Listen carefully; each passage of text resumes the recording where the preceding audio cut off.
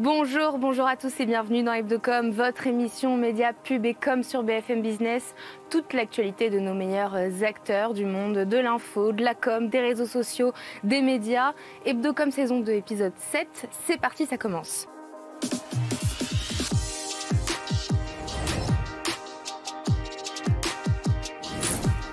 BFM Business et CB News présentent Hebdocom, Rebecca Blanc-Lelouch. Au menu aujourd'hui, la plateforme de vidéo la plus regardée au monde bascule vers l'intelligence artificielle générative. Et pour en parler, sa directrice générale en France, Justine Rist, est mon invitée. Pour notre deuxième partie, on a voulu se demander si la nouvelle formule dominicale de la tribune dimanche, a été bien reçue ou non par l'opinion. Ce sera notre décryptage et on en parlera dans un instant dans notre focus. Et puis pour finir, quid des femmes créatrices d'entreprises et de leur place dans l'économie. Morgane Miel, rédactrice en chef de Madame Figaro, sera là pour nous parler, pour mettre en lumière son initiative, le prix Business with Attitude 2024. Voilà le programme, vous savez tout. Hebdocom, c'est parti. Bonjour Justine Rist. Bonjour Rebecca. Merci d'être avec nous aujourd'hui. Vous êtes directrice générale de YouTube en France. Une année pour YouTube qui s'inscrit dans l'ère de l'intelligence artificielle, comme pour beaucoup. Vous y voyez un énorme potentiel chez YouTube. Mais d'abord, un mot sur l'actualité quand même. Les attaques terroristes en Israël et en Europe depuis cette semaine. Quelle est la place pour YouTube en ce moment, pour la plateforme la plus regardée au monde ? Quid de la modération, quid de la désinformation et des deepfakes qu'il peut y avoir sur ces sujets qui sont tellement sensibles? Bien sûr. Déjà, je pense qu'on est tous complètement sonnés par cette actualité tellement sombre depuis presque 15 jours maintenant. Ce sujet de la protection des utilisateurs et la modération, la gestion des contenus, elle est au cœur de YouTube depuis que la plateforme est créée. Vous l'avez dit, on est la première destination vidéo en France. La responsabilité, c'est notre ossature, c'est notre colonne vertébrale dans le sens où c'est le sujet qui conduit toute notre infrastructure. Et donc pour pouvoir garder cette protection des utilisateurs, y compris dans des séquences très lourdes, comme celle des guerres, par exemple, comme celle que l'on vit aujourd'hui. On utilise justement d'abord l'intelligence artificielle qui répond à des règles d'usage très claires. Nos utilisateurs et tous les acteurs ont des règles d'usage très claires qui sont publiques sur qu'est-ce qu'on peut faire ou ne pas faire sur YouTube. À partir de là, on automatise la neutralisation de à peu près 90% des contenus qui enfreignent nos règles d'usage. Vos règles d'usage, est-ce que ce sont les règles qui font partie du DSA par exemple? Alors, c'est exactement dans le sillage du DSA, ou même le SIA est dans le sillage de nos règles d'usage, puisqu'elles existent depuis plus d'une décennie. Qu'elles évoluent chaque année. Et donc, à partir de ces règles qui sont publiques, qui sont accessibles par tous, on neutralise automatiquement 90% des contenus qui enfreignent ces principes. Les plus des 2/3 sont neutralisés avant qu'elles aient fait 10 vues. Donc vous imaginez à quel point on arrive quand même quasiment à la racine à neutraliser tout ça. Et ensuite, vous avez tous ces métiers de la modération qui permettent de faire, entre guillemets, le dernier kilomètre pour terminer de prendre les bonnes décisions, les décisions qui s'imposent. On a un réseau de signaleurs de confiance. Ce sont des organisations, des associations comme par exemple la LICRA qui ont des processus d'appel accélérés qui peuvent nous signaler des vidéos et on les traite en priorité. Et puis après, dans le cadre du DSA, on a renforcé notamment nos rapports de transparence qui, chaque trimestre, ça fait déjà 4 ans qu'on le publie, mais donne un niveau de granularité très fin sur les types de contenus qui ont été retirés, dans quel pays, pour quelles raisons. Voilà. Comment l'IA, justement, de façon opérationnelle, vous aide dans ces temps de crise, dans ces moments de crise, et quelles sont ses limites? Alors, je l'évoquais, vous l'avez dit, YouTube première destination en France, YouTube 2 milliards d'utilisateurs dans le monde. Quand vous avez 500 heures de contenu qui sont téléchargés chaque minute sur la plateforme, vous avez besoin d'une technologie à l'échelle qui permet de faire ce monitoring. Donc les règles d'usage, l'application de ces règles grâce à l'intelligence artificielle et puis ensuite tout ce chemin qu'on vient d'expliquer. On entre dans une nouvelle ère qui n'est pas juste l'IA, qui est l'IA générative. Et cette IA générative, donc je rappelle, c'est à partir d'un ordre humain, ce qu'on appelle un prompt, je vais pouvoir créer un texte ou une image ou une vidéo. Alors évidemment, ce qui est formidable, c'est que ça ouvre des opportunités extraordinaires pour la création et en particulier pour la création sur YouTube. On va y revenir parce que vous avez sorti des nouveaux outils pour les créateurs, exactement. pour les annonceurs. Ouais. Mais d'abord, voilà, sur l'actualité, quelles sont les limites de l'intelligence artificielle et en quoi elle vous aide aussi? Déjà, rien que pour vraiment s'ancrer dans l'actualité, elle nous aide à ce principe de neutraliser les contenus qui n'ont pas lieu d'être. La limite, c'est que ça va être, pour certains contenus, un niveau de complexité qui va nécessiter une intervention humaine. Et c'est dans ce cadre-là qu'on a les équipes de modération, les signaleurs de confiance. Les utilisateurs peuvent eux-mêmes signaler des contenus lorsqu'ils trouvent que ils enfreignent les règles d'usage. Ils font l'apologie à la haine, à la violence, à l'antisémitisme, sont interdits sur la plateforme. Donc c'est là où la complémentarité entre l'automatisme de l'IA et les équipes humaines pour faire le travail ultime de complexité est très... Oui, c'est une sorte de limite à trouver parce qu'il ne faut pas non plus basculer dans la censure. Bien sûr, et c'est toute la balance en fait très fine entre où s'arrête où la vraiment liberté d'expression et puis la protection de l'utilisateur. Donc on est très vigilant là-dessus. Sur les nouveautés de YouTube, voilà. Vous lancez des nouveaux outils à destination donc des créateurs de contenu et des annonceurs. On va aborder les deux. Mais dans un premier temps, quels vont être ces fameux outils, sachant que donc, ce sont à destination des créateurs de contenu, tout ça en partenariat avec les intelligences artificielles de votre maison mère Google? Oui. En effet,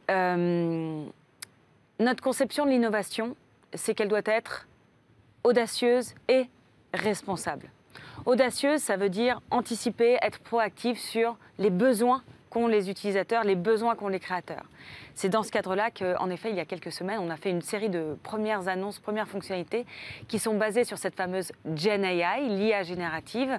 Et très concrètement, je vais pouvoir, à partir d'un prompt, donc une instruction que je donne à YouTube, me créer un fond d'écran, par exemple, pour illustrer une de mes vidéos. Je vais pouvoir traduire automatiquement des vidéos dans du multilingue. Je vais pouvoir accéder à une banque d'archives sonores et musicales à partir d'une ambiance que je demande à partir de mon prompt. Musique libre de droit. Donc ça, c'est 3 exemples parmi un peu une première série de ce qu'on a lancé. Et pour les annonceurs, alors, sachant que la majeure partie quand même de l'activité de YouTube reste basée sur la publicité. Oui. Pour les annonceurs, en fait, de la même manière, cette intelligence artificielle, elle permet d'optimiser l'efficacité publicitaire d'une campagne à partir d'une copie publicitaire, la distribuant dans les bons formats, sur les bons canaux. Aujourd'hui, YouTube est accessible depuis le mobile, depuis les télévisions connectées, depuis les ordinateurs, depuis les tablettes. Et donc, l'intelligence artificielle va permettre d'optimiser le ROI d'une campagne grâce à ces arbitrages et en fonction du ciblage de la campagne. Et justement, comment encore trouver cette juste limite? L'IA, dans quelle mesure l'IA respecte la vie privée des utilisateurs, surtout en ce qui concerne cette publicité ciblée? Les règles, de toute façon, de privacy, de ciblage, etc., sont vraiment exactement les mêmes. De la même, on parlait des informations, où je pourrais aller aussi sur le sujet du droit d'auteur, etc. Les règles, IA ou pas IA, restent les mêmes. Donc on est vraiment dans ce cadre d'usage. Donc l'IA n'a pas le droit de dérober les règles plus que... Nous ne sommes pas dans le Far West parce que voilà. Et encore une fois, l'IA, ça fait longtemps qu'on l'utilise, ça fait plus d'une décennie qu'on l'utilise, au service de la protection des utilisateurs, de l'optimisation de la publicité, et puis ensuite, aujourd'hui, désormais, de la création pour les détenteurs de chaînes. Et justement, concernant la création en intégrant l'IA, comment garantir qu'elle ne favorise pas involontairement certains types de contenus ou certains créateurs de contenus au détriment d'autres? Vraiment, on pense chacune de nos innovations, donc je l'ai dit de manière audacieuse, mais responsable, ça veut dire on la travaille avec l'écosystème créatif. Donc déjà, on est très à l'écoute de ses besoins. Un bon exemple, c'est on a annoncé au mois d'août un partenariat avec Universal pour créer une logique de think tank, en fait, travailler avec un corpus d'artistes émergents à réfléchir comment peuvent être les nouveaux modèles de partage de la valeur avec l'IA, de sourcing, d'autorisation. Donc on est vraiment dans cette logique de construction très progressive. Tout cela, c'est un nouveau chemin, c'est une nouvelle aventure pour tout le monde. C'est pour ça qu'on prend du temps. Et ce temps, pour nous, il est absolument essentiel pour s'assurer de mettre ces technologies au service d'eux et certainement pas à la place d'eux. Oui, vous adaptez en fait. Absolument. De plus en plus de temps est passé sur YouTube via les écrans de télé. Oui. Et on peut penser notamment à la une de Télérama, par exemple, de Squeezie, oui. qui titrait « L'homme le plus regardé de France, le YouTuber qui squeeze la télé ». Est-ce que, si on se parle un peu cash, votre stratégie, c'est de remplacer la télé? Alors, vous savez, YouTube, d'abord, c'est les utilisateurs qui le font. Vous avez mentionné la télévision. En effet, aujourd'hui, en France, par exemple, la télévision connectée est le deuxième canal de visionnage de YouTube, derrière le mobile. C'est 20 millions d'utilisateurs chaque mois. Et du coup, ce qui est très intéressant, c'est qu'on observe que les contenus qui sont regardés sur la télévision sont en moyenne 2 fois plus longs. Tous les acteurs, l'écosystème créatif, il a bien compris cette opportunité, mais y compris les diffuseurs médias qui vont sur YouTube. Je pourrais citer notre chère maison ici. Absolument. Voilà, sa chaîne YouTube. Exactement, BFM est très présent sur YouTube. Vous allez chercher quoi quand vous avez une présence sur YouTube? Des audiences complémentaires, des audiences plus jeunes, des audiences qui sont sur d'autres territoires que la France. Et donc, c'est une vraie stratégie de complément, d'incrémental par rapport à une proposition et à des destinations que vous avez vous-même en propriété donc sur les chaînes du groupe. Vous sentez jamais de tension entre les médias traditionnels et votre activité? En fait, les médias traditionnels, vous savez, moi, je viens du média traditionnel, je viens de la télévision. Ils voient vraiment en cette plateforme l'opportunité de cette aussi transformation digitale comme ils le font depuis déjà de très nombreuses années. Il y a plein d'exemples, notamment de personnalités télé. Je pourrais citer Jamy, de C'est pas sorcier. Je pourrais citer plus récemment Faustine Bollard, jeune, belle carrière en télé, mais jeune youtubeuse qui vient de lancer son émission Safe Zone et qui cartonne sur YouTube. Donc c'est une vraie complémentarité des expressions. Aussi, absolument. Et puis pour compléter votre propos, on pourrait aussi penser à l'effet inverse. Bien sûr. Qui est, par exemple, l'arrivée de Hugo Décrypte sur France 2. Sur France Télévisions, sur France 2. En fait, ce qui est formidable, c'est que cette création de YouTube, sur YouTube, je pense qu'elle enlève et qu'elle lève beaucoup plus de silos que les créations plus traditionnelles. Ces talents, ils voyagent du web en télé, même au cinéma. Des talents du cinéma qui viennent sur le web. On voit par exemple, je ne sais pas, Squeezie invite des Pierre Ninet, des personnalités de la télé dans ses émissions. Et en fait, ce qui est formidable, c'est que cette grande création française, elle s'enrichit par cette nouvelle génération. On a parlé de divertissement, mais vous parlez d'Hugo Décrypte, nouvelle génération de l'information, nouvelle génération de l'éducation. On a des chaînes françaises qui traitent de la vulgarisation scientifique, mathématique, économique, qui sont hyper riches, qui sont d'ailleurs plébiscitées, y compris par les bacheliers en période de bac, y compris par le ministère de l'Éducation, qui a recommandé 350 chaînes YouTube comme complément pédagogique. Donc c'est un vivier très vertueux. Oui, tout à fait. YouTube rassemble. YouTube rassemble. On pourra terminer l'interview comme ça. Merci beaucoup, Justine Rist, directrice générale France de YouTube, d'avoir été avec nous. Ce week-end, la nouvelle édition dominicale généraliste de La Tribune. La Tribune, dimanche, sortira son 3e numéro. On avait reçu d'ailleurs le directeur général de La Tribune, Jean-Christophe Tortora, dans l'émission, qui était revenu sur les ambitions du journal. Pas de parti pris, sous-entendu pas de politique. Un journal plutôt prévisionniste sur la semaine et un positionnement territorial. On va donc voir aujourd'hui dans notre focus si le pari est réussi avec mes invités du jour. Victor Bourri, bonjour. Merci d'être avec nous aujourd'hui. Tu es président de Backbone Consulting, et Marie-Virginie Klein, bonjour. Bonjour. Merci d'être avec nous. Tu es conseillère en communication et fondatrice d'Iconic. Donc on a voulu se demander, on a demandé à notre communauté comment ils avaient accueilli ce nouvel hebdomadaire. Et les votants de notre sondage ont l'air plutôt mitigés puisque 54% d'entre eux trouvent le lancement réussi. C'est pas dingue, c'est pas énorme. Pourquoi selon vous? Moi, je pense que vos votants ont raison puisqu'ils attendent de voir c'est très difficile de juger la réussite d'un journal sur ses tout premiers numéros, parce que sur le premier numéro, on bénéficie toujours de la nouveauté, du lancement. Et en réalité, sur le fond, on commence plutôt à juger sur le deuxième numéro, mais après, dans l'installation du paysage médiatique, il faut voir si ils arrivent à s'installer dans la durée face au Journal du Dimanche, face au Parisien Dimanche. Il ne faut pas oublier qu'il y a l'Équipe aussi qui sort le dimanche, et enfin ce nouveau journal, La Tribune du Dimanche. Il y a un petit engouement sur les hebdos du dimanche depuis récemment cette rentrée, Victor. Oui, il y a un vrai marché. Enfin, c'est-à-dire que d'une part, il y a des énormes tirages. Le dimanche, il y a un lien très affectif, très de proximité avec le journal papier, le journal dominical notamment. On pense à Ouest France qui a un tirage énorme. On pense à l'Équipe évidemment, le Parisien, et après tous les médias régionaux en version dominicale qui sont très très liés aussi. Après, sur les résultats du sondage, j'étais assez surpris puisqu'en analysant un peu plus largement, on voit quand même il y a un engouement notamment sur les réseaux sociaux avec près de 10 000 Beaucoup conversations. sur X. Beaucoup sur X, essentiellement sur Twitter, puisque c'est aussi une cible, c'est un public et une cible. Énormément de messages, près de 10 000 messages depuis l'annonce du lancement, un engouement, beaucoup de messages d'encouragement sur l'apparition d'un nouveau journal papier en France. Des messages aussi qui rappellent à quel point c'est important d'avoir un journal qui soit justement sans parti pris. Beaucoup de messages également, quelques polémiques, mais à la marge, sur le fait qu'il y aurait des kiosques relais qui n'auraient pas vendu la Tribune du Dimanche, sachant que Relais appartient à Lagardère et donc propriétaire du JDD. Mais ça, c'était à la marge. Et enfin, ça n'a pas empêché, puisque les ventes ont été plutôt... Oui, très bonne. Oui, non, une bonne surprise. C'était des rumeurs et des débats qui ont apparu, mais comme je disais, c'était un peu sur la marge. Et enfin aussi saluer l'incarnation du média par Bruno Jeudi, qui est salué. On voit que le nombre de messages citant Bruno Jeudi sont presque équivalents à ceux citant à la Tribune du Dimanche. Donc de manière générale, c'est plutôt un succès en termes d'engouement au début. Donc à voir ensuite sur la durée, mais en termes d'impact dans l'opinion au départ, c'est très réussi. Et peut-être une autre réussite à souligner, c'est que ce journal a été créé en 80 jours.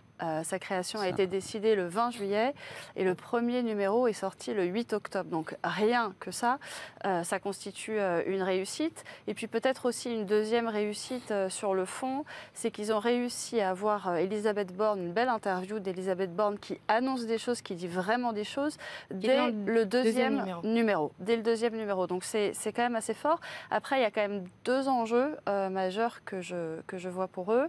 Le premier, c'est la distribution.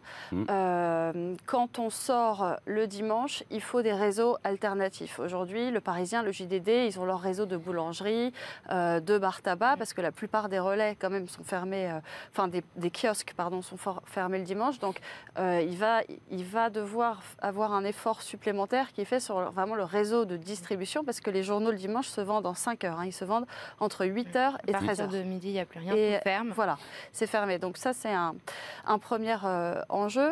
Et puis, le deuxième enjeu, c'est tout simplement face au JDD. On a quand même vu que le JDD a bien résisté lui aussi. Il n'est pas mort, malgré la crise à laquelle il a été confronté. Il faut quand même rappeler que quand Geoffroy Lejeune a été nommé à la direction de la rédaction, il y a 90% des journalistes qui sont partis. Et malgré ça, et on va peut-être en parler, mais malgré ça, le JDD persiste. Donc, ça va être aussi un enjeu de voir si la Tribune arrive vraiment à s'installer face à lui. Il persiste, mais on n'est pas encore sûr. C'est trop tôt pour dire, savoir si ça va tenir quand même sur la durée, notamment face à la Tribune Dimanche. Je voudrais revenir justement sur le lancement de la Tribune Dimanche en parallèle du JDD. Si on parle que de la Tribune Dimanche, de se lancer à ce moment précis, moment de crise médiatique pour le JDD, est-ce que c'est pas un petit coup de com' monté de la part de la Tribune avec Rodolphe Saadé? En fait, pour revenir sur le succès et le contexte de lancement, il y a plusieurs, et là où c'est aussi une réussite, c'est qu'il y a plusieurs, il y a un contexte général, il y a un contexte particulier, il y a des écueils, des risques qu'ils ont su éviter. Après, on va voir si ça tient. Le contexte général, c'est que ça fait 10 ans qu'il n'y a pas eu un journal papier qui est sorti en France. Il y a une vraie culture des médias des Français, donc ils étaient sous le feu des projecteurs. Il y a une étude qui montre d'ailleurs que la relation des Français aux médias, qui est une étude Via Voice, je crois, de mars 2013, qui montre que 84% des Français pensent que le journalisme journaliste utile. C'est toujours très fort, mais ça n'a jamais été aussi bas. Donc il y a aussi un sujet du fond. Ensuite, le contexte particulier, c'est celui évidemment du JDD et le fait que ça a été monté très rapidement, en 80 jours. Donc ils ont aussi évité cet écueil-là. Ensuite, le piège dans lequel ils ne sont pas tombés. Il y a le premier, c'est le timing, c'est 80 jours, mais ils ne sont pas précipités pour autant. Ils ont été très mesurés dans l'approche. Le deuxième piège, c'est qu'ils avaient une marque qui est La Tribune, qui est un média aujourd'hui en ligne, qui est plus papier, et donc qui était moins connu des Français par rapport à toutes les autres marques médias qu'on a pu citer auparavant. Et par rapport à ça, au sujet de l'impression, il y a le réseau de distribution, mais il y a l'impression, c'est que c'est une vraie expertise, la logistique de distribution est une vraie expertise. Et à part à Marseille, où il y a eu un sujet d'impression avec un problème de grammage de papier, ils ont réussi à éviter tout ça. Et enfin, par rapport au JDD, en fait, on les attendait, en termes d'objectifs, à faire un média, un journal de remplacement. Et tout le monde les attendait sur ce positionnement-là. Ils n'ont pas fait. Ils ont créé vraiment un média complémentaire avec du fond, de la forme, des plumes de qualité. On l'a lu, c'est très agréable à lire, c'est aéré. Et donc, ils ont évité justement de tomber dans le piège de faire un JDD bis. Quoi. Ouais, ils ont anticipé, en fait. Ils étaient conscients de Ils savaient ça. Ouais. cette potentialité. Et oui, on savait que Robert Saadé, de toute façon, s'intéressait de près, Rodolphe Saadé s'intéressait de près aux médias. Et au lieu de décider de racheter l'Opinion ou l'Express, il a décidé de créer un nouveau média et donc de faire ce pari. Et ce pari peut-être aussi de dire que le JDD représentera peut-être une frange assez à droite, même très très droit, fortement à droite de l'électorat, quand La Tribune Dimanche pourrait représenter peut-être une autre frange du lectorat qui ne se retrouverait plus dans les valeurs portées par le JDD. Il y a quand même un autre enjeu média pour moi, c'est que La Tribune Dimanche n'appartient pas à un groupe puissant média. L'avantage du JDD, c'est qu'il fait partie donc, du groupe Bolloré, qui est porté à la fois par Europe 1, par le journal du dimanche, et puis bien sûr par CNews. Et donc, tous ces médias se soutiennent les uns les autres pour créer de l'achat de journaux, et donc les auditeurs, lecteurs, etc. tournent entre eux. Aujourd'hui, ce n'est pas le cas pour La Tribune Dimanche, et c'est vrai qu'on est toujours plus puissant quand on fait partie d'un groupe consolidé, et c'est peut-être aussi un des prochains enjeux de... C'est exactement ce que m'avait dit le président Jean-Christophe Tortora. Pour terminer, si on devait juste reprocher quelque chose à ce lancement, parce que sur un sujet de communication, sur le lancement, là où c'était très malin, parce qu'évidemment, par rapport à ce que dit Marie-Virginie, ils sont plus petits, on va dire. Enfin, il y a un challenge de concurrence par rapport à d'autres médias avec des vraies marques. C'est aussi la manière dont ils ont organisé les cafés de La Tribune du dimanche. Ouais, ils ont été à la rencontre. Ils ont été à l'écoute.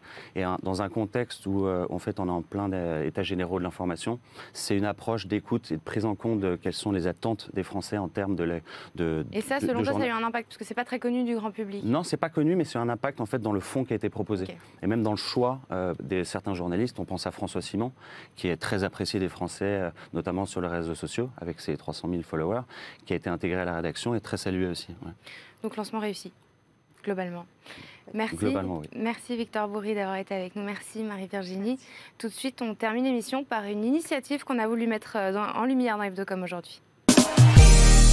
Pour la 8e année consécutive, Madame Figaro a lancé son appel à candidature pour son prix Business with Attitude, un prix qui défend les entrepreneurs, les femmes créatrices d'entreprises. Bonjour Morgane Miel. Bonjour. Merci d'être avec nous aujourd'hui. Vous êtes rédactrice en chef adjointe de Madame Figaro et en charge de ce prix. Racontez-nous à quoi est-ce qu'on peut s'attendre pour cette 8e édition. Merci de votre invitation. C'est un prix qui nous tient beaucoup à cœur chez Madame Figaro, parce qu'on l'a lancé il y a 8 ans à l'initiative d'Anne-Florence Schmitt, qui est notre directrice de la rédaction. Je ne sais pas à quoi on peut s'attendre pour cette 8e édition, parce qu'on ne sait jamais à quoi on peut s'attendre avec les femmes entrepreneurs. Mais ce que je peux vous dire, c'est que nous, on attend beaucoup d'elles, puisque, en fait, aujourd'hui, peut-être encore plus qu'avant, être entrepreneur, c'est très important, puisque c'est défendre des valeurs, mais c'est aussi défendre des emplois, et c'est aussi défendre ce que sera l'avenir. Et on voit aujourd'hui à quel point c'est important, en fait, d'avoir sa voix pour dire ce qu'on a envie que soit l'avenir. Il y a une phrase de Bergson que j'aime beaucoup qui dit « L'avenir l'avenir, ce n'est pas ce qui va arriver, c'est ce que nous allons faire. En fait, c'est un petit peu ce que nous allons découvrir avec cette 8e édition du prix. Chaque année, nous recevons une centaine de dossiers. C'est des dossiers où des femmes défendent une vision de la société, une vision de l'avenir, de l'environnement, de l'éducation, un monde qu'elles ont envie de dessiner pour demain. En fait, c'est elles qui nous inspirent. Donc moi, je me demande à quoi va ressembler cette 8e édition du prix Business with Attitude. Et depuis ces 8 ans où vous recevez des dossiers, où vous recevez des candidats, puis des lauréates, comment évolue la place de la femme dans l'entrepreneuriat? Est-ce que vous constatez des changements, des réels changements, des gros changements ou des trop petits changements? Alors c'est une très bonne question, parce qu'en fait, elle n'évolue quasiment pas. Il y a à peu près 30% de femmes entrepreneurs en France. C'est pour cette raison qu'on a créé ce prix, pour qu'il y en ait plus. Et en réalité, parmi ces 30%, alors ça augmente un petit peu, mais on reste sur des petites structures, parfois qui contiennent un ou deux salariés, ce qui reviendrait à se mettre à son compte, pour une raison qui est que les femmes ont encore beaucoup de mal à avoir accès au financement. Pour vous donner un chiffre, aujourd'hui, le financement des entreprises menées par des femmes, c'est 2% des fonds levés en France, en termes de valeur. Donc, il est vertigineux, rien du tout, voilà. ce chiffre. Comment ça se fait? Est-ce que c'est parce qu'elles ne sont pas prises au sérieux? Alors, c'est un chiffre qui s'explique de deux façons. D'abord, très peu de femmes arrivent à lever des fonds et elles en lèvent peu quand elles arrivent à en lever. Et c'est en fait, alors beaucoup de personnes essaient de lutter contre ça, des fonds qui se créent, des fonds spécialisés dans les femmes et puis tout un lobbying. Tout simplement, il a été montré que les investisseurs ont envie assez naturellement, sans même s'en rendre compte, d'investir dans des personnes qui leur ressemblent. Les investisseurs sont encore en majeure partie des hommes. Ils investissent aussi beaucoup dans la tech. Il n'y a pas beaucoup de femmes dans la tech, 13%, encore moins que dans le reste des autres secteurs. Et donc, il faut qu'on ait plus de femmes investisseurs pour qu'elles choisissent aussi de défendre des dossiers aussi portés par les femmes. Et puis que les hommes changent de point de vue. Et c'est ce qu'on espère qu'ils font quand ils regardent notre prix, puisque Madame Figaro reste le féminin le plus lu par les hommes. Donc on est aussi très heureuse de pouvoir faire changer leur point de vue. Et vous avez noté un changement du côté des hommes en revanche? Oui, absolument. On a énormément d'hommes qui nous soutiennent. On a 13 partenaires aujourd'hui, parmi lesquels hommes, femmes mélangés. On a le Figaro Entrepreneur et le Figaro Économie qui sont les bastions un peu du lectorat masculin.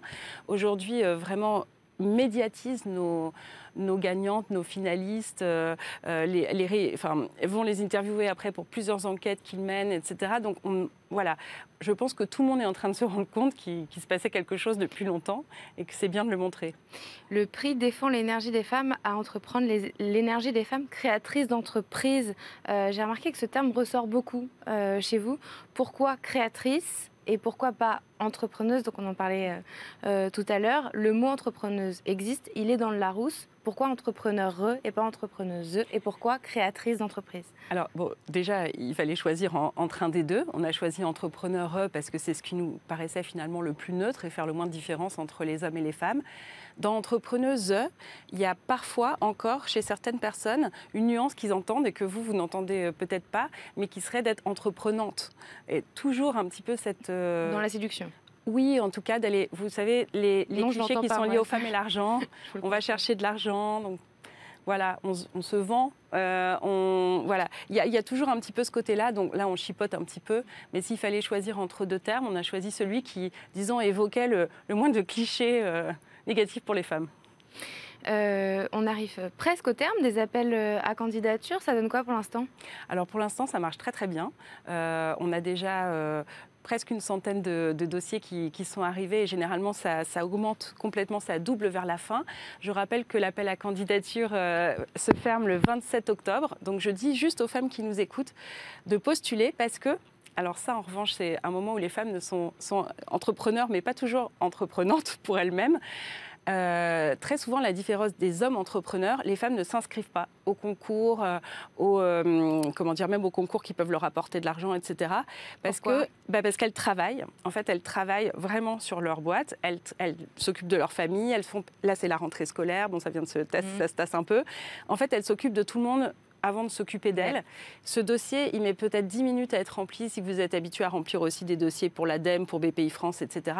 Et c'est 10 minutes qui peuvent vraiment changer des choses parce que notre prix, c'est 10 minutes d'investissement. C'est 10 minutes d'investissement pour plusieurs mois d'accompagnement par Google for Startups, Station F, un accélérateur aussi qui est avec un programme de masterclass qui leur sont réservés, un programme de coaching oratoire pour leur permettre de pitcher sur scène le 21 mars. Et une médiatisation. Et une médiatisation au sein de tous les titres du groupe, comme je viens de le dire, pas seulement Madame Figaro, mais aussi le Figaro Entreprise et le Figaro Entrepreneur. Figaro Économie, pardon, le Figaro Entrepreneur.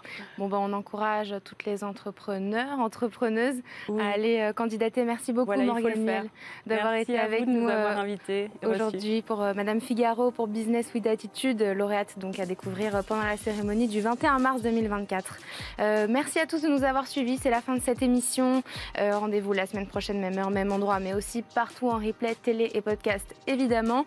Et comme chaque semaine, pour terminer cette émission, on termine avec notre campagne Chouchou, notre campagne préférée qu'on a sélectionnée avec CB News.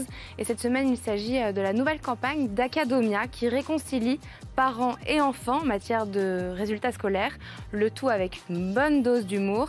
Campagne signée Rosa Paris avec Division à la production. Très bon week-end sur BFM Business.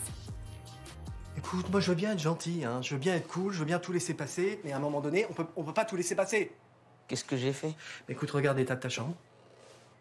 Mais elle est rangée, ma chambre. Tu rigoles des genoux, j'espère. C'est quoi ça? C'est des chaussettes. Tu vois le problème avec toi, Mathéo? C'est qu'on te donne ça et tu prends ça. C'est le contraire. Je crois pas, non. Non. Qui est-ce qui paye le loyer ici? C'est toi? C'est moi? C'est qui? C'est moi.